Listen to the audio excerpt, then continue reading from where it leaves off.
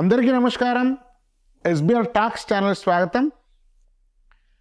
నేను చాలామంది మీకు తెలుసు, అనేక కాలేజీ తిరుగుతుంటాను, అనేక విషయాల మీద మాట్లాడుతుంటాను, అనేక కాలేజ్ రివ్యూస్ కూడా చేస్తుంటాను. ఐఐటీలు, ఎన్ఐటీలు, engineering colleges, schools, intermediate colleges. ఆ క్రమంలో నాకు ఐఐఎం అహ్మదాబాద్ చదువుకున్న ఒక మిత్రుడు, మీరు తప్పనిసరిగా గీతాంజలి ఇంజనీరింగ్ కాలేజ్ను మీరు విజిట్ చేయండి, ఒకసారి డైరెక్ట్గా అతను మాట్లాడండి, మీరు కొత్త అనుభూతికి లోనవుతారు, అసలు మీరు ఊహించనంత అద్భుతమైనటువంటి కాలేజీ మీరు చూడండి అని చెప్పి వారు ఇన్సిస్ట్ చేశారు. సరే, నేను సమయం చూసుకొని కీసర దగ్గర ఉన్నటువంటి గీతాంజలి ఇంజనీరింగ్ కాలేజీకి ఎంట్రన్స్కి వచ్చాను. సో వచ్చిన తర్వాత లోపలికి వచ్చిన తర్వాత అసలు ఫస్ట్ ఒక ఇంజనీరింగ్ కాలేజీ, ఎంసెట్లో ఉన్నటువంటి ఇంజనీరింగ్ కాలేజీ, అది కూడా పెద్దగా ప్రచారం లేనటువంటి కాలేజు ఇంత అద్భుతంగా ఉంటుందని కళలో కూడా ఊహించలేదు. కావాలంటే మిత్రులారా, మీరు ఒక్కసారి గీతాంజలి ఇంజనీరింగ్ కాలేజ్కి వచ్చి చూడండి, డెఫినెట్గా మీరు అబ్బురపడిచేటువంటి అనుభూతి మీకు కలుగుతుంది. దాని ఆర్కిటెక్చరు, దాని గ్రీనరీ, దాని మెయింటెనెన్స్. నేను మొత్తం కాలేజ్ తిరుగుతా 15 ఎకరాలు ఒక్క పేపర్ ముక్క కింద పడడం చూడలేదు. దాదాపు ఈ క్యాంపస్ లో అన్ని కోర్సులు 4000 మంది అవుతాయని విన్నాను నేను. ఒక సందడి కానీ,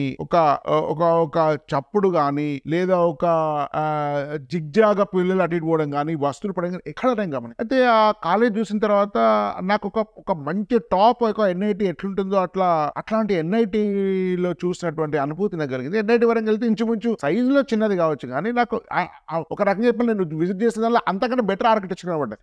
100 ఎకరాలు ఉండొచ్చు, ఇది మేబీ తక్కువ ఎకరాలు ఉండవచ్చు. ఆ క్రమంలో తర్వాత నుంచి చొరవ తీసుకొని మన మధు గారిని కలవడానికి ప్రయత్నించాను.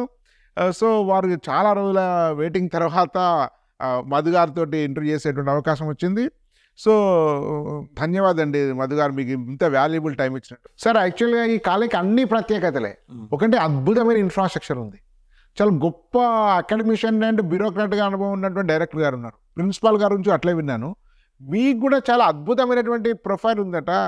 మీకు అకాడమిక్స్లో 10th క్లాస్లో స్టేట్ ఫస్ట్, ఇట్లాంటి చాలా యూఎస్ ఎక్స్పీరియన్స్ చాలా విన్నాను. ఒక్కసారి ప్రేక్షకుల కోసం ఏమనుకోకుండా మీ యొక్క ప్రొఫైల్ను బ్రీఫ్గా చెప్పగలుగుతారా? తప్పకుండా అండి. నేను చిన్నప్పుడు రామగుండంలో తెలుగు మీడియం జడ్పిఎస్ఎస్ స్కూల్లో చదువుకున్నాను 7th క్లాస్ వరకు, 78 వరకు. అప్పుడు గురుకుల విద్యాలయాలని ఉంటాయి 3, మొత్తం స్టేట్ ఆఫ్ ఆంధ్రప్రదేశ్లో 3 ఉండేవి. టిఎస్ఆర్జేసి అనేటోళ్ళు అప్పుడు? లేదండి, అది junior college. Okay okay. AP residential school అంటారు. AP residential school. అప్పుడు 3 రీజన్స్కి 3 స్కూల్స్ ఉండేవి. పెద్దాపూర్లో కరీంనగర్ ఉన్నట్టుండే? లేదండి, ఇక్కడ మన తెలంగాణ డిస్ట్రిక్ట్స్కి ఏమో నల్గొండలో సర్వేలు అని ఉంటుంది, నల్గొండ ఏపీ రెసిడెన్షియల్ స్కూల్ సర్వేలు. కోస్తా రీజన్కి తాడికొండ అని స్కూల్ ఉంటుంది. ఓకే. కొడిగనహళ్ళి అని మన రాయలసీమ రీజన్. సో వాళ్ళ ఉద్దేశం అనేది గురుకుల పాఠశాలలు, అంటే గవర్నమెంట్ రూరల్ ఏరియాస్ నుంచి మంచి బ్రైట్ పిల్లల్ని ఎంట్రన్స్ పెట్టి టెస్ట్ పెట్టి తీసుకొని వాళ్ళని ఆ స్కూల్లో పెట్టి మొత్తం ఫ్రీ ఎడ్యుకేషన్, లైక్ ఫుడ్, బట్టలు, ఎడ్యుకేషన్ అంతా ఫ్రీ అన్నమాట. Best teachers, best food, best habits. పొద్దున్నే 5 గంటలకు లేచి రౌండ్లు కొట్టడం, ఎక్సర్సైజ్ చేయించడం. సో అట్లా స్టడీ పీరియడ్స్ ఉండేవి. సో అట్లా I got selected in to that. Okay. So 8th, 9th, 10th residential school సర్వేలు, చాలా తక్కువ మందికి వచ్చేవి సీట్లు. It was a very prestigious thing అనమాట ఆ టైంలో. ఆ తర్వాత సాగర్లో, నాగార్జున సాగర్లో APRJC famous AP residential junior college. అవును. సో దానికి కూడా చాలా తక్కువ ఇంటేక్ ఉండేది, దానికి కూడా టెస్ట్ పెట్టి తీసుకునేవాళ్ళు. అయితే అక్కడ ఏమైందంటే మా బ్యాచ్లో నాకు 10th క్లాస్లో తెలంగాణ డిస్ట్రిక్ట్స్లో నాది ఫస్ట్. ఓకే. హిందీ తీసేసి చూస్తే అదే నా పేరు ఫస్ట్ ఉంది. సో 9 డిస్ట్రిక్ట్స్ ఉండేవి. ఓకే. సో ఆ ఒక్క ఇయర్ మాత్రం 10th క్లాస్ మార్క్స్ బేస్ చేసుకొని ఈ జూనియర్ కాలేజీలో అడ్మిషన్స్ ఇచ్చారు. ఓకే. సో జూనియర్ కాలేజీలో కూడా ఫస్ట్ నా పేరే ఉంటుంది. ఓకే. అడ్మిషన్స్. ఓకే. సో అక్కడ మ్యాథమెటిక్స్ ఎంపీసీ చేశాను. రైట్. 2 ఏళ్ళు, 81, 83. ఆ తర్వాత ఎంట్రన్స్ రాస్తే మనకు ఉస్మానియా కాలేజ్ ఆఫ్ ఇంజనీరింగ్లో I got a seat. Okay. So RAC వరంగల్లో కొంచెం మిస్ అయింది. సో ఇక్కడ కాలేజ్ ఆఫ్ ఇంజనీరింగ్ ఉస్మానియాలో సివిల్ ఇంజనీరింగ్ చేశాను. ఓకే. సివిల్ చేశారు 4 ఏళ్ళు. ఆ తర్వాత I went US. Okay. MS చేయడానికి యుఎస్ వెళ్ళాను. యుఎస్లో 1 ఇయర్ ఉండి then I went to Canada. Okay. So కెనడాలో మాస్టర్ ఆఫ్ సైన్స్ సివిల్లోనే అది, అక్కడ కంప్లీట్ చేసుకొని 1 ఇయర్ వర్క్ కూడా చేశాను అక్కడ కన్సల్టింగ్ ఫర్మ్కి. Then I came back in 91లో వచ్చిన తర్వాత అప్పటి నుంచి సిబిఐటిలో జాయిన్ అయ్యాను యాజ్ అ లెక్చరర్ 1991. ఆ క్రమంలో మధ్యలో ఇంట్రెస్ట్ పుట్టి కంప్యూటర్ సైన్స్లో ఎంటెక్ చేశాను. ఓ జేఎన్టీయూ నుంచి. ఓకే. 98లో జాయిన్ అయ్యాను. Okay. Along with my wife. So 2001లో డిగ్రీ అయిపోయింది. ఓకే. సో సిబిఐటిలోనే సివిల్ నుంచి కంప్యూటర్ సైన్స్కి మార్చేశారు. ఓకే. సో అట్లా అక్కడ స్టార్ట్ చేశాను. సో 2020 వరకు అక్కడ ఉన్నాను సిబిఐటిలో. ఓకే. ఆ తర్వాత ఆ కోవిడ్ టైంలో ఇక్కడ గీతాంజలిలో జాయిన్ అయ్యాను. చైర్మన్ గారు మిమ్మల్ని గుర్తించారు ఇక్కడ నుంచి ఇన్వైటెడ్ ఇక్కడ మెరిట్ ఉంటే అక్కడ తీసుకుంటారు. So join on invitation. So అప్పటి నుంచి ఇక్కడ జాయిన్ అయ్యాను. సో ఇది నాకు క్లుప్తంగా. ఓకే, గ్రేట్ అండి. సో ఫస్ట్ ఆఫ్ ఆల్ అసలు మీరు ఈ కాలేజీలో అయిన తర్వాత డీన్గా ఉన్నారు. అసలు ఈ డిపార్ట్మెంట్ ఏంటి, అసలు ఎన్ని డిపార్ట్మెంట్స్ ఉన్నాయి మీ దగ్గర, ఎంతమంది ఫ్యాకల్టీస్ ఉన్నారు, దాంట్లో చాలామంది పిహెచ్డీస్ ఉన్నారు. మరి నెంబర్ గుర్తులేదు కానీ మరి నెంబర్ ఉంది. అసలు దీని గురించి ఒకసారి మీ డిపార్ట్మెంట్ గురించి కాస్త వివరంగా మా ప్రేక్షకులు తెలియండి. సో మా దగ్గర ఏంటండి అంటే సిఎస్సిఏ కాకుండా అలైడ్ ఫీల్డ్స్ డిపార్ట్మెంట్స్ కూడా ఉంటాయి.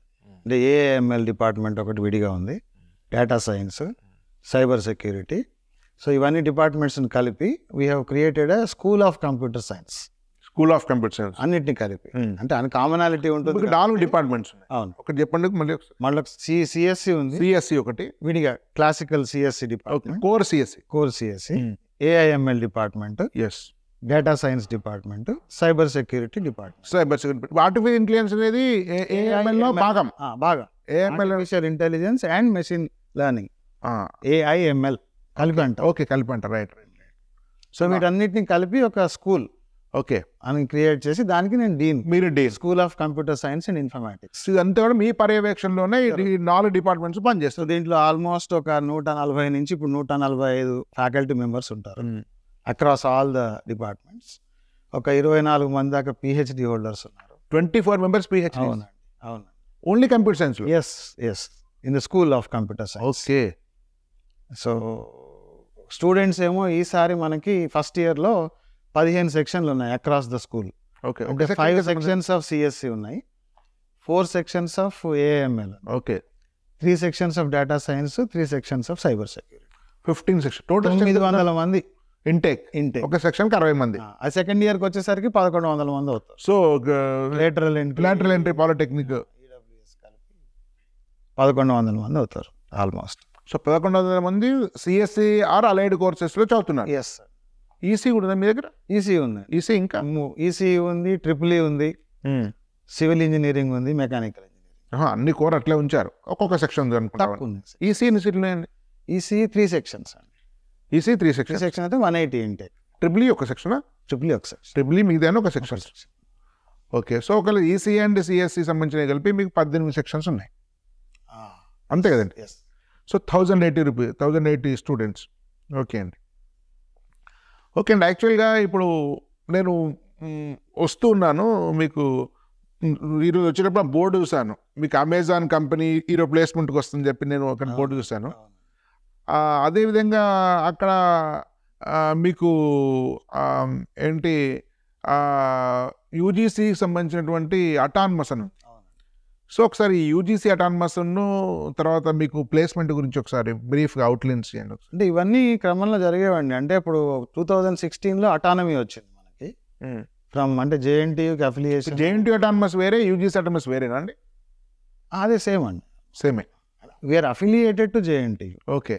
But when you get the autonomy status you have to get it from UGC. JNTU నుంచి కాదు అటానమస్. ఓకే, అట్లా అన్నారు. అంటే ఇట్ ఈస్ అటానమీ ఇదే, but it is affiliated to still JNTU, but autonomy status will be granted by higher authority. ఇప్పుడు autonomous అంటే ఇప్పుడు మీరు కరెక్షన్ అంతా మీరే చేసుకుంటారు కదా, పేపర్ సెట్? మేమంటే మా ఆధ్వర్యంలో జరుగుతుంది. We make sure that papers will come from outside. Correction చేయడానికి ఇవాల్యుయేటర్స్ కూడా బయట కాలేజెస్ వాళ్ళే వస్తారు. అంతేనా? జనరల్ గా మా స్థాయి కాలేజీలు కాకపోతే ఇంకా కొంచెం పై స్థాయి కాలేజీల వాళ్ళతోనే చేయిస్తాం.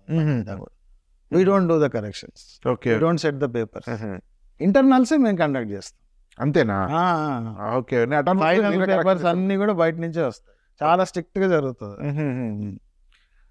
ఒకసారి ఈ ప్లేస్మెంట్స్ వివరాలు గురించి డీటెయిల్గా చెప్పండి. యాక్చువల్ నేను కూడా బోర్డు మీద చూసేటప్పుడు 31 lakhs ప్లేస్మెంట్ కూడా ఒకరిద్దరికి వచ్చిందని విన్నాను.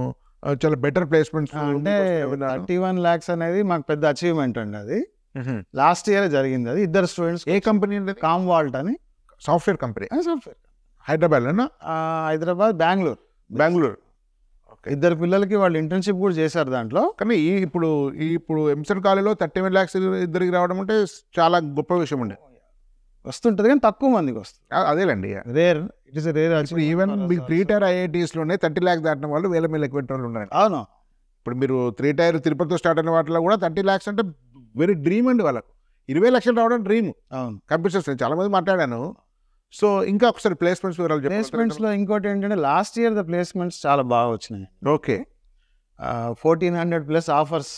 1400 అంటే మేము ఎట్లా చెప్తాం అంటే ఇప్పుడు ఒక స్టూడెంట్ కి 2-3 ఆఫర్లు కూడా రావచ్చు. సో అట్లా అన్ని ఆఫర్స్ కలిస్తే ఒక 1400 దాకా ఉంటాయి. But if you count the heads అంటే ఎంతమంది స్టూడెంట్స్ యాక్చువల్గా ప్లేస్ అయిందంటే ఆల్మోస్ట్ ఒక 650 మంది దాకా ప్లేస్ అయ్యారు.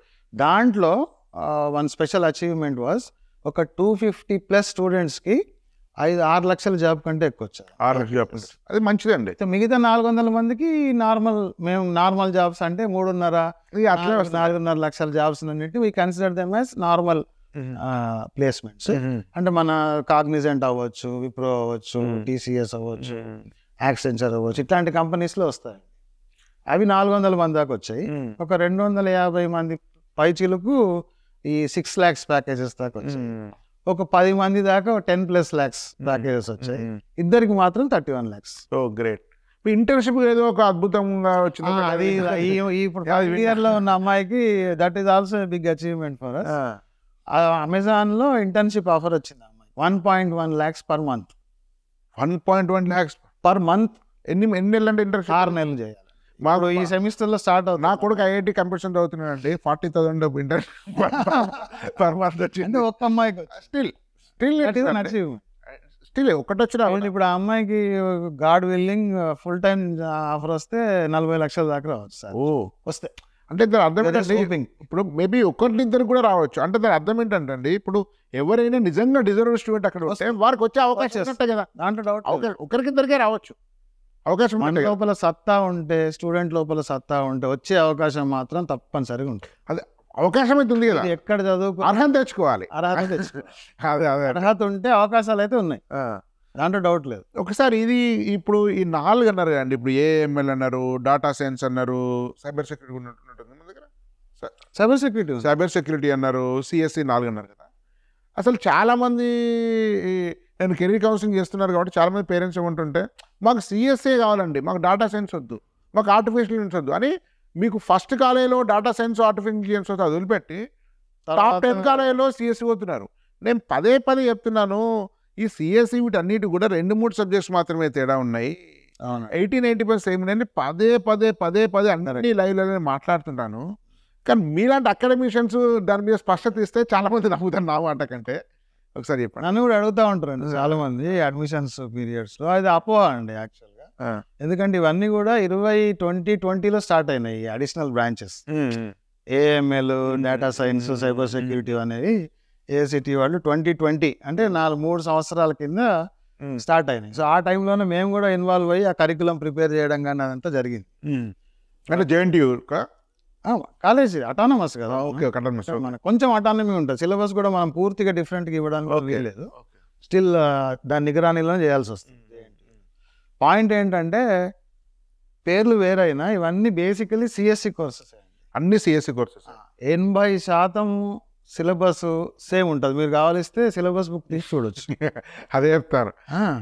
సో 80% సేమ్ ఉన్నా ఇప్పుడు AML అనే స్పెషలైజేషన్ అంటూ కొంచెం ఫ్లేవర్ ఇవ్వాలి కాబట్టి దానికి సంబంధించిన ఒక 3-4 కోర్సులు అడిషనల్గా కోర్ సబ్జెక్ట్స్ లాగా ఉంటాయి. ఒకటి చెప్పండి, ఇప్పుడు CSEకును మీ దగ్గర AML ఉంది, ఎన్ని సబ్జెక్ట్స్ తేడా ఉన్నాయండి?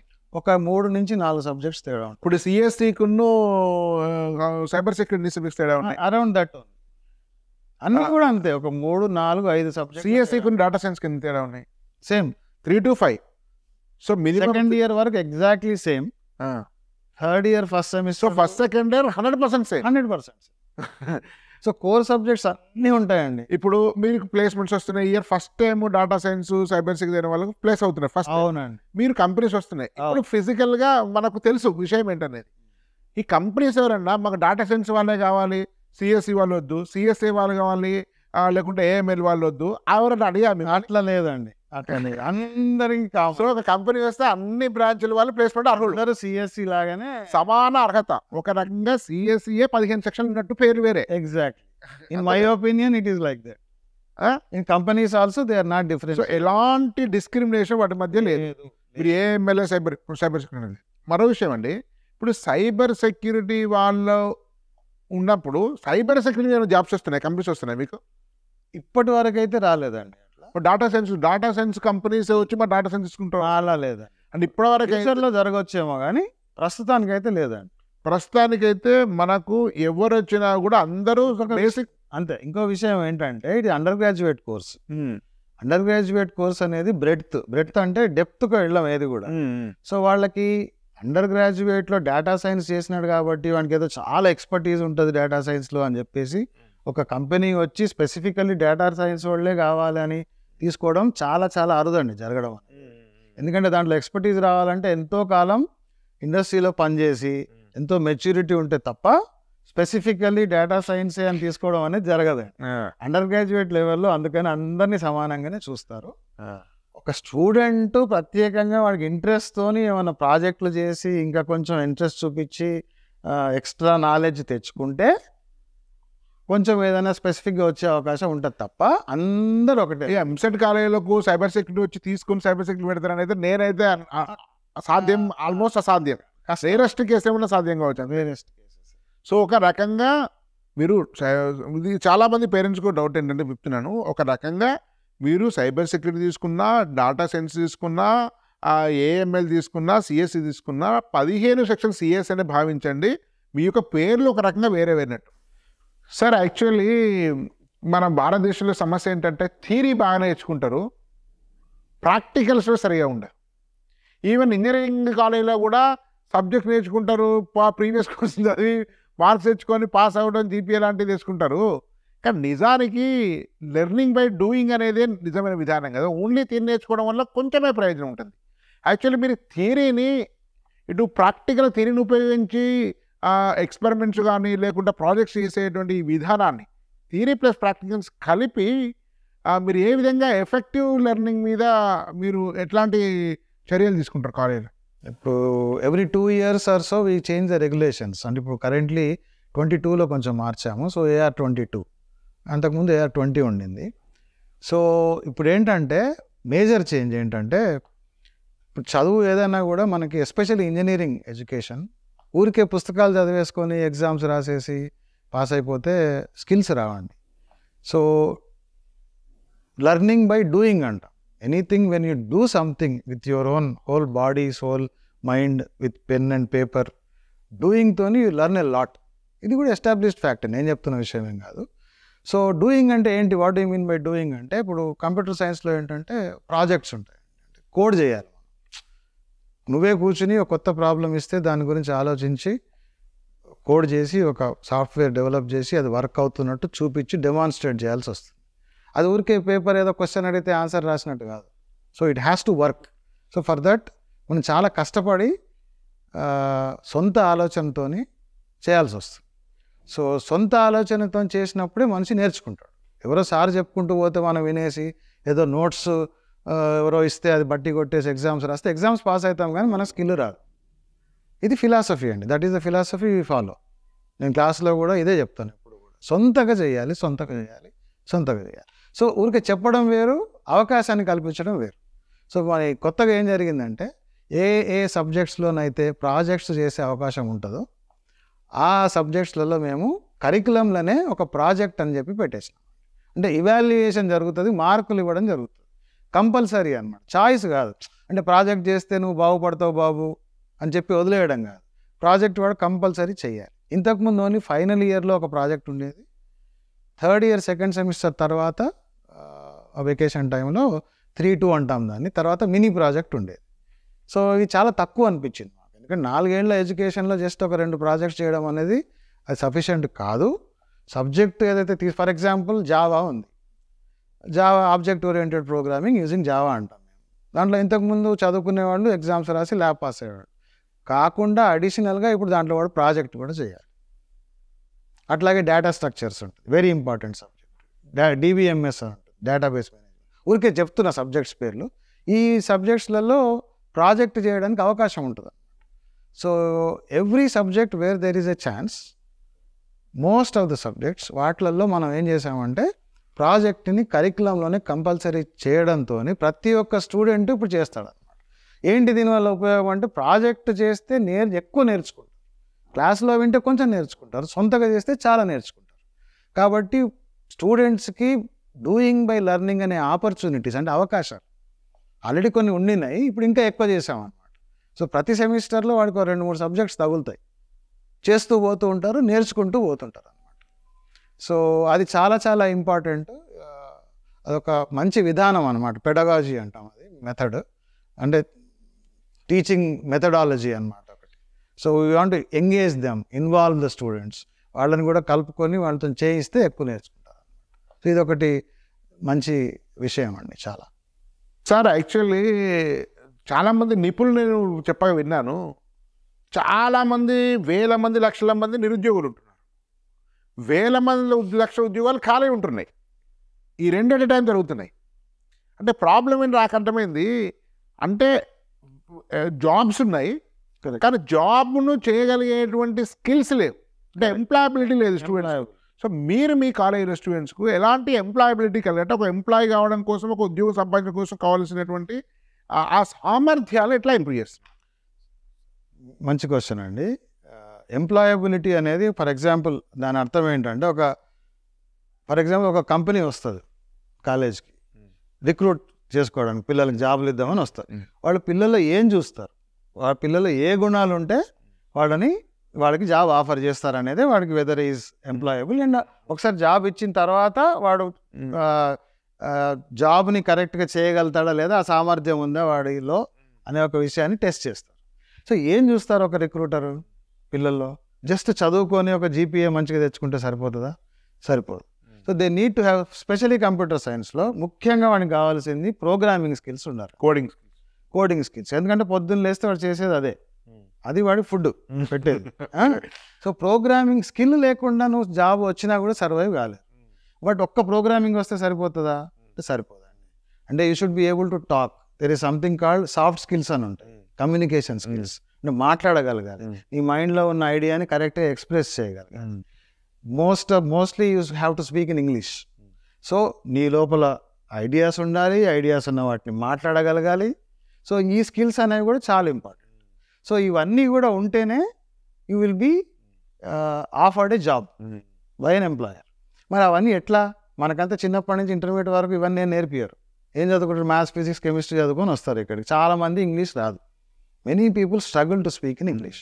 సో ఈ నేపథ్యంలో మేము ఏం చేసినామంటే, మన దగ్గరకు వచ్చే స్టూడెంట్స్ కూడా చాలామంది కొంచెం రూరల్ బ్యాక్గ్రౌండ్ నుంచి వస్తారు, ఇంగ్లీష్లో మాట్లాడటం చాలా ఇబ్బంది పడుతుంది. సో దీంట్లో కరికులంలోనే, ఎందుకంటే మేము అటానమస్ కాలేజ్ కాబట్టి ఏం చేసినామంటే, మామూలుగా 2 నుంచి 3 కంటే ఎక్కువ ఇంగ్లీష్ కోర్సెస్ ఉండేవాడి కరికులంలో. అంటే సెమిస్టర్లో ఒక సబ్జెక్ట్ లాగా చదువుతారు అనమాట. అట్లాంటిది మేము 5 సబ్జెక్టులు పెట్టాం కరికులంలోనే. సెమిస్టర్లో ఒక సబ్జెక్ట్ లాగా ఉంటుంది, 5 ఇంగ్లీష్ సబ్జెక్ట్స్, రకరకాల స్కిల్స్ దాంట్లో నేర్పిస్తాం. కాకుండా లాజికల్ రీజనింగ్, ఇప్పుడు మనిషికి ఆలోచన ఉండాలి. ఈ రోజు నేర్చుకున్నదే నేను రేపు యూజ్ చేస్తా అనేది లేదు ఇప్పుడు, ఎందుకంటే నువ్వు things are changing very fast. కాబట్టి నీకు నేర్చుకునే సామర్థ్యం ఉండాలి, లెర్నింగ్ ఎబిలిటీ అంటాం కదా. సో లాజికల్ రీజనింగ్ ఉండాలి, అనలిటికల్ రీజనింగ్ ఉండాలి. సో ఇవన్నీ కూడా క్లాసుల్లాగా పెట్టి నేర్పిస్తాం. సెమిస్టర్లో ఇంట్రడ్యూస్ చేస్తాం అటానమస్ అయిన తర్వాత. లాజికల్ రీజనింగ్ క్లాసెస్ కూడా 2 సెమిస్టర్లు చదువుకుంటారు. ఇంగ్లీష్ మీద 5 సబ్జెక్టులు చదువుకుంటారు. సో మంచి ప్లేస్మెంట్ రావడం కోసం కావాల్సినటువంటి ట్రైనింగ్ మీకు ఇస్తారు. అంటే ఇవే కాకుండా స్కిల్స్ కూడా, అంటే technical skills, communication skills. Technical స్కిల్స్లో కూడా ఏంటి, నార్మల్ క్లాస్ వర్క్లో జరుగుతూ ఉంటుంది. కాకుండా వాల్యూ యాడెడ్ కోర్సెస్ అని ఎవ్రీ సాటర్డే వి ఆఫర్ అనమాట ఇంట్రెస్టెడ్ స్టూడెంట్స్. అంటే పైథాన్ మీద కావచ్చు, ఫుల్ స్టాక్ డెవలప్మెంట్ మీద కావచ్చు, డెవాప్స్ మీద కావచ్చు, రోబోటిక్ ప్రాసెస్ ఆటోమేషన్ అని ఉంటుంది. ఇట్లా ఏదైతే కామన్గా ఇండస్ట్రీ వాళ్ళు ఎక్స్పెక్ట్ చేస్తారో అట్లాంటి స్కిల్స్ మేము వాల్యూ యాడెడ్ కోర్సెస్ ద్వారా కూడా ఆఫర్ చేస్తాం. ఇంకో విషయం నేను విన్నాను, బయట 60 మెంబర్స్ తీసుకుంటే పర్ క్లాసు, సెకండ్ ఇయర్ కల్లా అది లాటర్ ఇంటితోటి 70 అవుతుందని విన్నాను. కానీ మీరు ఈ సెక్షన్ ఇంకా సబ్ సెక్షన్ చేసేసి క్లాస్కు 45-50 మధ్యలోనే ఉంది. అవునండి.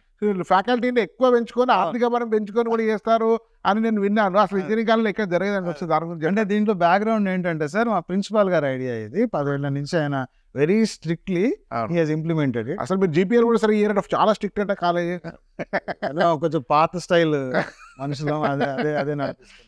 ఓకే. సో ఈ తక్కువ స్ట్రెంత్ ఉంటే కొంచెం వాళ్ళకి టీచింగ్ లెర్నింగ్ ప్రాసెస్ అనేది చక్కగా జరుగుతుంది అనేది ఇట్స్ ఎస్టాబ్లిష్డ్ ఫ్యాక్ట్. ఎంతో రీసెర్చ్, అది పెద్ద కామన్ సెన్స్ కూడా.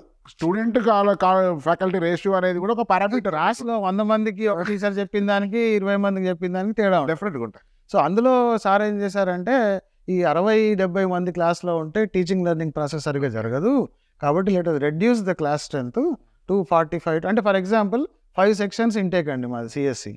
ఏది మన గవర్నమెంట్ లెక్క ప్రకారం 60 స్టూడెంట్స్ ఒక సెక్షన్ కదా. ఆ 5 సెక్షన్లు మేము 7 సెక్షన్ లాగా విభజించి క్లాసులు చెప్తాం.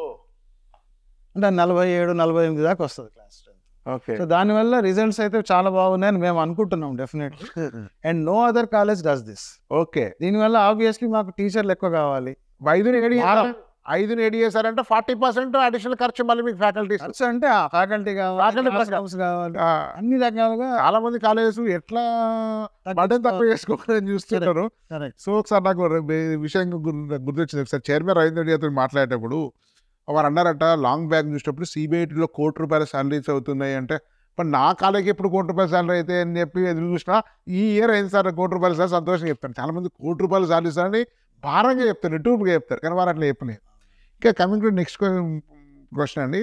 ఇప్పుడు మనం ఒకప్పుడు సత్యానాథెల్లా సుందర్ పిచ్చే అంటే వాళ్ళు దేవుళ్ళగా చూసినాం ఒక 15-20 ఏళ్ళ క్రితం. మైక్రోసాఫ్ట్ సీఈఓ అయ్యారు, గూగుల్ సీఈఓ అయ్యారు, అంటే పెద్ద పెద్ద ఎంఎన్సీలలో పెద్ద ఎంప్లాయీ అయితే గ్రేడ్ చూస్తాం. కానీ ఇప్పుడు ఇండియాలో ట్రెండ్ మారింది. ఇప్పుడు ఎంత పెద్ద ఎంప్లాయీ అయినా గ్రేడ్ చూడట్లేదు. నువ్వు ఎన్ని స్టార్ట్అప్ పెట్టావు, నువ్వు కంపెనీ ఏం చేసావు, నీ ఎంటర్ప్రినర్షిప్ స్కిల్స్ ఏంటి, ఇట్లా చూస్తున్నాయి. ఇప్పుడు కొత్త టాప్ ఐఐటీస్ కూడా జాబులు చేయడం లేదు. అంటే స్టార్టప్ కల్చర్ అనేది భారతదేశంలో చాలా వేగంగా విస్తుంది. ఇది దేశంలో గొప్ప పరిణామం. ఈ విశ్వగురు కావడానికి కోసం ఇటు కూడా వస్తుంది. మీ వంతు కూడా మీరు స్టార్టప్స్ కోసము ఇంక్యుబేషన్ గురించి కొన్ని కార్యక్రమాలు చేస్తారో విన్నాను. ఒక్కసారి వాటి గురించి చేస్తున్నాను. ఈ మధ్య చాలా విస్తృతంగా చేస్తున్నారు. యాక్చువల్గా మా దగ్గర ఒక సెల్లే ఉంది. Okay. Industry institute interaction cell అని. సో దాని ద్వారా ఏం చేస్తున్నామంటే ఇట్లాంటి కార్యక్రమాలు, అంటే బయట ఉన్న ఈ ఆంటర్ప్రినర్స్ ఉంటారు కదా, స్టార్టప్స్ని స్టార్ట్ చేసిన ఆంటర్ప్రినర్స్, యంగ్ ఆంటర్ప్రినర్స్, వాళ్ళని తీసుకొని వచ్చి సెషన్స్ ఇప్పించడము. అదే కాకుండా కాలేజీలోనే ఒక beautiful infrastructure has been created recently. ఒక 25,000 స్క్వేర్ ఫీట్ ఉన్న ఒక కొత్త మొత్తం ఫెసిలిటీ అంతా క్రియేట్ చేశారు. సో ఫెసిలిటీ ఉంటే ఒక ఎత్తు అండి, బట్ ఫెసిలిటీని యూజ్ చేసుకోవడం అనేది ఇంకో. చూపించుకోవడానికి చూపించవచ్చు, రూమ్ ఉందండి, ఇవన్నీ ఉన్నాయి. But the thing is how well you are using it అనేది క్వశ్చన్ వస్తుంది. బట్ అది చేయడానికి ఏంటంటే స్టూడెంట్స్లో ఇంట్రెస్ట్ ఉండాలి. స్టూడెంట్స్లో ఇంట్రెస్ట్ ఉన్న వాళ్ళు ఉంటారు డెఫినెట్లీ. సొంతగా మనం పెట్టుకుందాం కంపెనీ, ఆంటర్ప్రినర్ అవుదాం అనేది ఒక చిన్న శాతం అయినా కొంతమంది స్టూడెంట్స్ ఉంటారు. సో వాళ్ళని మనం ఎంకరేజ్ చేయడానికి ఇప్పుడు మన Telangana government has started lot of initiatives. For example T hub ఉంది. టీ హబ్తో పాటు టీ వర్క్స్ అని కూడా ఒక పెద్ద ఫెసిలిటీ స్టార్ట్ చేశారు, మీకు తెలిసే ఉంటుంది. హార్డ్వేర్ ప్రోటోటైపింగ్ సెంటర్ అంటారు, వరల్డ్ క్లాస్. మనకి ఏదైనా ఐడియా వస్తే ఫిజికల్ గా తయారు చేయాల్సి వస్తుంది కదా ఆ వస్తువుని. సో మన దగ్గర ఫెసిలిటీస్ ఉండవు. T works will help. Great thing. Anything idea, ఇప్పుడు ఐడియాలు వస్తూ ఉంటాయి. అవునవును. సో అది మరి ఎట్లా తయారు చేయాలి ఆ వస్తువుని? మన దగ్గర ఇంట్లో ఫెసిలిటీస్ ఉండవు, కాలేజీలో ఫెసిలిటీస్ ఉండవు. So it has created a world class facility called T works, T హబ్కి సంబంధించింది. సో ఇవన్నీ కూడా ఈ ఆంటర్ప్రినోరియల్ స్పిరిట్ ని ఎంకరేజ్ చేయాలనే దిశలోనే పెట్టారన్నమాట. ఓకే. గీతాంజలి ఏం చేసిందంటే రీసెంట్లీ టీ హబ్ తోనే ఒక ఒప్పందం కుదుర్చుకుంది. అంటే T hub has started kick start programme అని అకాడమిక్ ఇన్స్టిట్యూషన్స్ దృష్టిలో పెట్టుకుని చేసింది అనమాట. సో గీతాంజలి మీరు టీ హబ్ లోకి వెళ్ళి చూస్తే ఫస్ట్ పేజీలో గీతాంజలి పేరు కూడా కనిపిస్తుంది. ఓ గ్రేట్. పేరెంట్స్ అందరూ వెళ్ళి చూడండి ఒకసారి. అంటే మనతో ఉందన్నమాట. ఇట్స్ బిగ్ థింగ్ అండి అది. సో ఆ దాంట్లో ఏంటంటే వాడు ఈ స్టూడెంట్స్ని ట్రైన్ చేస్తారు, వాళ్ళకి ఏమైనా కొత్త ఐడియాస్ వస్తే హెల్ప్ చేస్తారు, ప్రోటోటైప్ చేయడానికి హెల్ప్ చేస్తారు. ఇక స్టార్టప్ చేయడం అనేది అంత ఈజీ కూడా కాదండి. చెప్పుకోవచ్చు ఊరికే మేము అది చేసినాం. బట్ ఆ క్రమంలో, ఆ మార్గంలో పిల్లలకి కొంచెం దారి చూపించే ప్రయత్నం అయితే చాలా చేస్తున్నాం అండి. Hopefully in the next few years many successful startups will come out. డెఫినెట్గా వస్తాయండి. ఇప్పుడు దేశంలో ఎన్ని యూనికామ్లు, దాదాపు 2-3 యూనికామ్లు ఉండే 7 ఏళ్ళ కింద ఇప్పుడు 300-400 యూనికామ్స్ అయినాయని చెప్తున్నారు. హైదరాబాద్లో కూడా యూనికామ్స్ ఉన్నాయి అనేకమైనవి. ఇంకా ఇప్పుడు చివరిగా మీరు లైఫ్ స్కిల్స్ మీద, పర్సనల్ డెవలప్మెంట్ మీద కూడా రామకృష్ణ మిషన్ వాళ్ళతో టైప్ ఉంది, బ్రహ్మకుమారితో కొన్ని పర్సనల్ డెవలప్మెంట్ కూడా అట్లాంటివి ఉన్నాయి. సో అట్లాంటి ఈ లైఫ్ స్కిల్స్ మీద, పర్సనల్ డెవలప్మెంట్ మీద మీరు చేసేటువంటి కార్యక్రమం ఏంటండి? అవునండి, ఒక వ్యక్తిగా మనం సంపూర్ణంగా డెవలప్ కావాలంటే ఒక టెక్నికల్గా ఉంటే సరిపోదు. ఓకే. ఎందుకంటే లైఫ్లో చాలా ఛాలెంజెస్ వస్తాయి, చాలా స్ట్రెస్ ఉంటుంది, ఎన్నెన్నో సిచ్యువేషన్స్, ఛాలెంజెస్, అనుకోని విపత్తులు కూడా వస్తుంటాయి. చదువుకొని ఒక స్కిల్ ఉంటే సరిపోదు. సో అట్లాగే దానికి సాఫ్ట్ స్కిల్స్ కావాలి, లైఫ్ స్కిల్స్ కావాలి, what is important, some philosophy ఉండాలి మనిషికి లైఫ్లో. సో ఇవన్నీ కూడా పెద్ద ఎత్తున కాకపోయినా we have some tie ups with as you mention Ramakrishna mission. అవునా? సో అక్కడి నుంచి మంచి వాళ్ళు వస్తుంటారు, అక్కడ మంక్స్ వస్తుంటారు, they keep taking some sessions. Especially first year లో ఓరియంటేషన్ ప్రోగ్రామ్ అని చేస్తాం, వస్తుంటారు. So first year orientation program లోనైతే మోస్ట్లీ ఇవే ఉంటాయి. సో మొదట్లో కాలేజీకి రాగానే దే విల్ బి ఓరియంటెడ్ అనమాట. లైఫ్ లో ఏది ఇంపార్టెంట్, ఎలా ఉండాలి, టైం ఎట్లా మేనేజ్ చేసుకోవాలి, ఇవన్నీ కూడా whatever they have to offer they do it. So ఈ ఆస్పెక్ట్ లో కూడా we take care and to some extent. మన తెలుగు రాష్ట్రంలో ఉన్నంత ఐఐటి క్రేజ్ అనాలా, పిచ్చనాలా, వెర్రెనాలా నాకు తెలీదు. 3వ తరగతి 2వ తరగతి నుంచి కూడా ఐఐటి ఫౌండేషన్ అంటారు. ఐఐటి అనేది రామకోట ఇంకా మన పౌరులకు రాసే వాళ్ళు ఐఐటి చిన్నపిల్లలు ఉగ్గుపాలతో ఐఐటి అని చెప్తున్నారు. పిల్లలు రాస్తే నా కొడుకు అయితే ఐఐటి రావాలి, లేకుంటే మెడిసిన్ కూడా పోయిందండి. ఇప్పుడు అందరికీ ఐఐటి కావాలి. ఇంతకుముందు డాక్టరా, ఇంజనీర్ 2 ఆప్షన్, ఇప్పుడు ఒకటే ఐఐటి. అయితే స్వయంగా నా కొడుకు కూడా ఐఐటీలోనే కంప్యూటర్ చదువుతున్నాడు 4th ఇయర్. ఇప్పుడు నేను ఐఐటీలో ఉండేటువంటి డొల్లతనం ఏంటో నేను కూడా చూస్తాను. సో గ్రేట్ ఐఐటీస్ ఉన్నాయి, గ్రేట్ పీపుల్ అవన్నీ ఉన్నాయి. నేనేం ఐఐటీని తక్కువ వేయడం లేదు, కానీ ఐఐటీలో కూడా అనేక మందికి ఆశించే ప్లేస్మెంట్స్ రావడం లేదు, ప్లస్ కొంతమందికి ప్లేస్మెంట్ కూడా రావడం లేదు. ఇది రియాలిటీ. ఒకవేళ ఐఐటి, ఎన్ఐటీలు రాస్తారు, మెయిన్స్ రాస్తారు, అడ్వాన్స్ రాకుంటారు, అవి రాకపోతేనే ఎంసెట్కి వస్తారు సహజంగానే. సో ఐఐటి, ఎన్ఐటి రాని పరిస్థితులలో ఈ ఎంసెట్ కాలేజ్ తీసుకుని వాళ్ళు నిజంగా డిసప్పాయింట్ కావాలా, వాళ్ళు ఫెయిల్ అయిన అనుకోవాలా, వాళ్ళు కాంప్రమైజ్ లాగానే ఉండాలా? నిజంగా ఎంసెట్ కాలేజ్ ఏరి ఐఐటి, ఎన్ఐటి లాంటి ప్లేస్మెంట్ సాధించడం అసాధ్యమా? అసలు దీని గురించి మీకు ఇంత విస్తారమైనటువంటి అనుభవం ఉంది కదా, దీని గురించి మీరు ఏమంటారు? ఈ విషయంలో కూడా మీరు చెప్పదలుచుకున్నది ఏంటంటేనండి, ఐఐటీలు అనేవి గ్రేట్ ఇన్స్టిట్యూషన్స్, దాన్ని తక్కువ చేయాల్సిన అవసరం లేదు. Especially the top 6 or 7, first 5 ఉన్నాయి, ఆ తర్వాత హైదరాబాద్ కూడా చాలా మంచి ఇన్స్టిట్యూట్. సో వాటిలో సీట్లు రావాలి అనుకోవడంలో తప్పులేదు. అంటే మనిషి అన్నవాడు they have to aim high, but ఒక్కొక్కసారి aim high but you won't achieve it. దానివల్ల మనం పెద్ద నిరుత్సాహపడాల్సిన అవసరం లేదు అని నా ఉద్దేశం. నేను చాలా కేసులలో చూసినా కూడా, just because you go to an IIT, ఆ స్టాంప్ ఉన్నంత మాత్రాన మీకు గొప్ప ఉద్యోగం వస్తుందని గ్యారంటీ లేదు.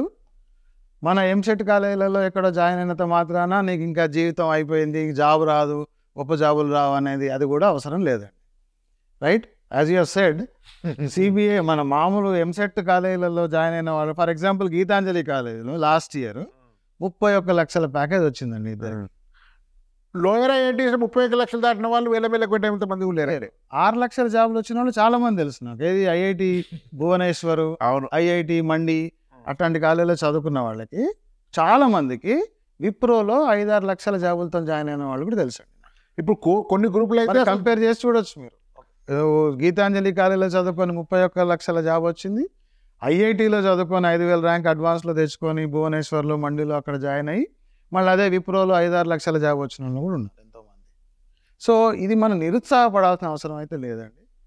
ట్రై చేస్తాము, రాదు, it's okay, still opportunities are there. నేను ఐఐటీలో వెబ్సైట్ చూసాను, టాప్ ఐఐటీస్ వదిలేయండి, middle and lower, Tirupati batch కానీ, హైదరాబాద్ కాకుండా హైదరాబాద్ బ్యాచ్ కానీ, నేను సైట్లో అఫీషియల్ సైట్ చెప్తున్నాను. నేను సిఎస్సి సరే 90-100% ప్లేస్మెంట్స్ ఉంటాయి, ఎంతో కొంత. వాళ్ళు ఎన్ఆర్ఎఫ్ డేటా పంపే దాని మీద స్టాటిస్టిక్స్ ఉంటాయి వెబ్సైట్లో. ఎలక్ట్రికల్కు 2 టైర్ అండ్ 3 టైర్లో 60-70% ప్లేస్మెంట్స్ ఉన్నాయి. సివిల్, మెకానికల్, ఇంజనీరింగ్ ఫిజిక్స్లో less than 50% ప్లేస్మెంట్స్ ఉన్నాయి. 50% ప్లేస్మెంట్ అవడం లేదు కాదండి. వాళ్ళు కూడా వచ్చిన వాళ్ళు కూడా వాళ్ళు ఐటీ కంపెనీస్లోనే ఉండే జాబ్స్, ఐటీ కంపెనీస్లో ఉంటాయి. సో కాబట్టి అంటే ఐఐటీలో జరిగితే అద్భుతము, నా జీవితం అంతే పేపర్లో చూసి ₹1,00,00,000, నా కొడుకు ఐఐటీలోకి వెళ్తే ₹1,00,00,000 ప్యాకేజ్ వస్తుంది, మేము మొత్తం సంపన్న కుటుంబం పోతాం అంటే అది భ్రాంతి మాత్రమే మిత్రులారా. ఒకరో ఇద్దరో నలుగురో 10 మందికి టాప్ ఐఐటీలో 10 మందికి రావచ్చు, భారీ ప్లేస్మెంట్స్ అంటే ₹1,00,00,000 దట్టు అబ్రాడ్ ప్లేస్మెంట్స్ అవి. లో మిడిల్ అండ్ లోయర్ ఎన్ఐటీస్లో 40-50 లక్షల వాళ్ళ వేల లెక్క పెట్టేటోళ్ళు ఉంటారు. సో కొంచెం తక్కువ సంఖ్యలో ఎంసెట్ కాలేజ్ ఉంటున్నారు. సో ఎంసెట్ కాలేజీలలో సీట్ వచ్చి కూడా మీకు ఐఐటీ లాంటి ప్లేస్మెంట్స్ మీకు అర్హత ఉంటే, కరెక్ట్, మీరు పిల్లలు కష్టపడితే స్కిల్స్ నేర్చుకుంటే డెఫినెట్గా అవకాశాలు ఉన్నాయి. డెఫినెట్లీ. హైదరాబాద్ సాఫ్ట్వేర్ హబ్ కాబట్టి హైదరాబాద్లో మీకుంటే హైదరాబాద్ వల్ల మనకు అనేక ఇంజనీరింగ్ కాలేజ్ కూడా అదృష్టం వచ్చింది. అవును. సో ఇప్పుడు యాక్చువల్గా ఇప్పుడు మళ్ళీ కాలేజ్ విషయానికి వద్దాము. ఇప్పుడు ఇన్ఫ్రాస్ట్రక్చర్, పిహెచ్డీస్, సో తర్వాత దీని మెయింటెనెన్స్, మీ ట్రైనింగ్ సెషన్స్, ఇవన్నీ కూడా నాకు ఒక ఎంసెట్ కాలేజ్ ఇట్లా ఉందంటే నేను ఫస్ట్ నేను చెప్తే నమ్మకపోయాను. నేను చూడకుంటే చూశాను కానీ నమ్ముతున్నాను. సో మీ డైరెక్టర్ గారి యొక్క మార్గదర్శకత్వం ఎట్లుంది, మీ డైరెక్టర్ గారి నుంచి సపోర్ట్ ఎట్లుంటుంది? నేను విన్నాను కాలేజీ యొక్క ఎక్సలెన్స్ కోసం ఎంత ఖర్చు అయినా పెడతానని విన్నాను. నేను వచ్చినప్పుడు చూసాను అక్కడ ఫుట్బాల్ కోర్టు, అక్కడ రన్నింగ్ ట్రాక్ ఉంది, ఫుట్బాల్ రన్నింగ్ ట్రాక్, దానికి ఏదో ₹1,00,00,000 ఖర్చు పెట్టాలని వింటే ఆశ్చర్యపడి వారే స్వయంగా నాకు చెప్పారు. సో మీ డైరెక్టర్ యొక్క పాత్ర ఎంత ఉంది కాలేజీలో? చాలా వాడు విజిట్ ఒకసారి దాని గురించి ఒకసారి. చాలా ఉందండి. నేను చాలా మందికి చెప్తూ ఉంటాను ఇది. అంటే సారు స్వయంగా చాలా చదువుకున్నారు. నాకు చదువు అంటే చాలా ప్రేమ సార్కి. మీరు ఇంతకుముందు ఇంట్రొడక్షన్లో కూడా చెప్పారు, సారు ఇప్పుడు 80sలో ఈ డిడీస్ బ్యాచిలర్స్ అంటే ఇంజనీరింగ్ ఫ్రమ్ ఎన్ఐటి, అప్పుడు ఆర్ఈసి వరంగల్లో సార్ సివిల్లో చదువుకున్నారు. అది కూడా అప్పుడు ఆర్ఈసీలో సీట్ రావడం అంటే అంత ఈజీ. ఇప్పుడు ఐఐటి కంటే ఎక్కువ, టాప్ 5 కంటే ఎక్కువ ఆ టైంలో. తర్వాత అక్కడే ఎంటెక్ చేశారు. అది కూడా ఈజీ కాదు, గేట్ ద్వారా వస్తాయి సీట్లు. అవును, అన్ని ఎగ్జామ్స్ రాసి సీట్లు ఓసీలో దట్టు ఓసీ. ఆ తర్వాత మళ్ళీ పబ్లిక్ సర్వీస్ కమిషన్లో రాసి ఆయన గవర్నమెంట్ జాబ్లో జాయిన్ అయ్యారు. చాలా సేవా ఫస్ట్ ఐ థింక్ సార్ మన ఇంజనీరింగ్ దాంట్లో చేశారు, పంచాయతీరాజ్లోనో ఇరిగేషన్లో చేశారు. ఆ తర్వాత పోలీస్ డిపార్ట్మెంట్లో జాయిన్, గ్రూప్ 1 రాసి డిఎస్పీ. సో అట్లా సో చాలా సేవా తత్పరత ఉన్న వ్యక్తి, చదువు అంటే చాలా ఇష్టం. నేను ప్రస్తుతం ఉమ్మడి నిజామాబాద్ జిల్లాలో ప్రిన్సిపల్గా పనిచేస్తున్నాను, స్కూల్ ప్రిన్సిపల్. వారు అదే నిజామాబాద్ ఎస్పీ కూడా పనిచేస్తారని చెప్పారు స్వయంగా.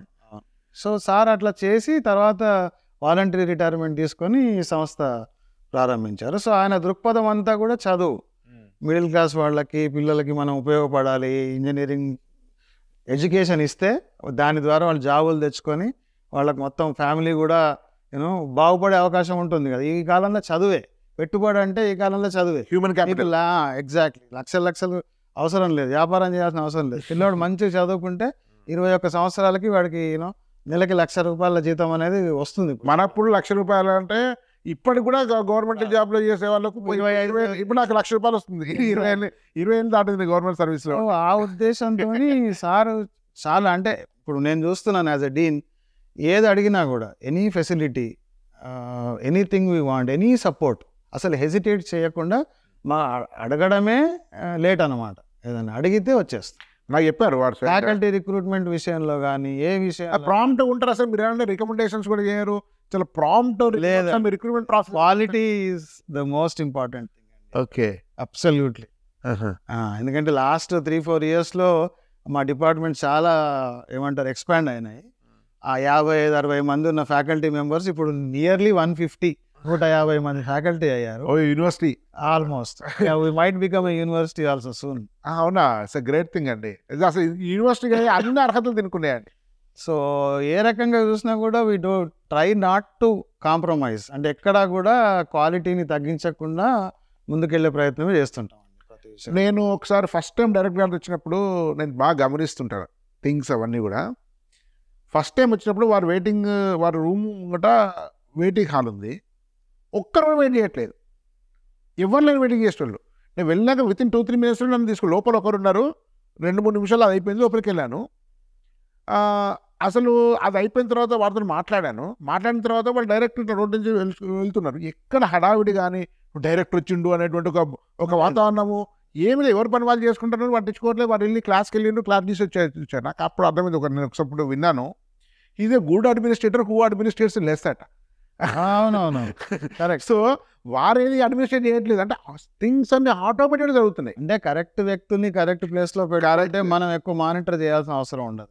ఎవరి పని వాళ్ళు చేస్తారు, దానంతలు అవే నడుస్తున్నాయి. వారేదో జస్ట్ గెస్ట్ లాగా వచ్చి పని చేస్తున్నారు. అది నాకు చాలా అద్భుతంగా అనిపించింది. వారు కాలేజ్ అంటే వాళ్ళకి ఏదో బిజినెస్ కాదు, డబ్బులు ఇచ్చేది కాదు. వారు కాలేజ్ ఒక పుత్రిక, ఒక చిన్న బేబీ ఎట్లా ఉంటారో అంత ప్రేమగా దీన్ని చూసుకుంటాను నేను గమనించాను. నేను ఒక ఇంత ప్రేమగా వారికి ఐపీఎస్ స్థాయిలో పనిచేశారు, ఇతర వ్యాపారాలు ఉన్నాయి, చాలా వారు చాలా గొప్ప వ్యక్తి, పెద్ద వ్యక్తి. కానీ ఒక ఇన్స్టిట్యూషన్ ఇంత ప్రేమగా ఒక పుత్రికలాగా చూసుకొని దీన్ని మమకారంతో ఇంత అభివృద్ధి చేయాలనేటువంటి ప్యాషన్ నేను ఎక్కడ చూడలేను ఇది వరకు.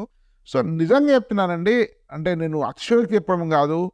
సో ఈ కాలేజ్ అని చెప్పాను, ఎవరైనా పేరెంట్స్ చెప్తున్నాను, ఒకసారి ఎంసెట్ వెబ్ ఆప్షన్స్ పెట్టుకునే ముందు ఈ కాలేజ్ విజిట్ చేసి మీరు వెబ్ ఆప్షన్స్ పెట్టుకోండి. మీరు నిర్ణయం తీసుకోండి. నేను దీని స్థానం ఎంత ఇస్తారు, టాప్ 10, 15, 20 అనేది నేను మీకే వదిలేస్తాను. ఒకసారి విజిట్ చేసి అవసరమైతే ఇక్కడ ఉండే మాట్లాడాలి. ఒకసారి అవసరమైతే ప్రిన్సిపాల్ గారో, డీన్ గారో, లేకుంటే ఎవరు అందుబాటులో వారితో మాట్లాడండి. ఒకసారి మొత్తం విజిట్ చేసి దయచేసి కాలేజ్ ఉండి. నేను చెప్తున్నాను ఇది యాక్చువల్గా ఏంటంటే భారతదేశంలో ఒక సమస్య ఏంటంటే చాలామంది గొప్ప వాళ్ళు, మంచి వాళ్ళు తమ గురించి చెప్పుకోరు. చాలామంది సరిగా వ్యవహారం చేయలేని వాళ్ళు చాలా ప్రచారం చేసుకుంటారు. ఇది ఒక లక్షణం సమాజంలో ఉంది. అట్లనే గీతాంజలి వారు పెద్దగా ప్రచారం చేసుకోవడం లేదు. సో అందుకని మిత్రులారా, డెఫినెట్గా మీరు అందరూ తప్పనిసరిగా కాలేజీని విజిట్ చేసి మీరు నిర్ణయం తీసుకోండి. డెఫినెట్గా మీరు వచ్చిన తర్వాత పూర్తిగా సంతృప్తి ఉంటారు. ఇన్ఫ్రాస్ట్రక్చర్ కానీ, ఫ్యాకల్టీ కానీ, పిల్లల డిసిప్లిన్ కానీ, ఇలాంటి మంచి కాలేజ్ విషయాలు తెలిపినందుకు మధు గారికి చాలా ధన్యవాదాలు. భారత్ మాతాకి జై.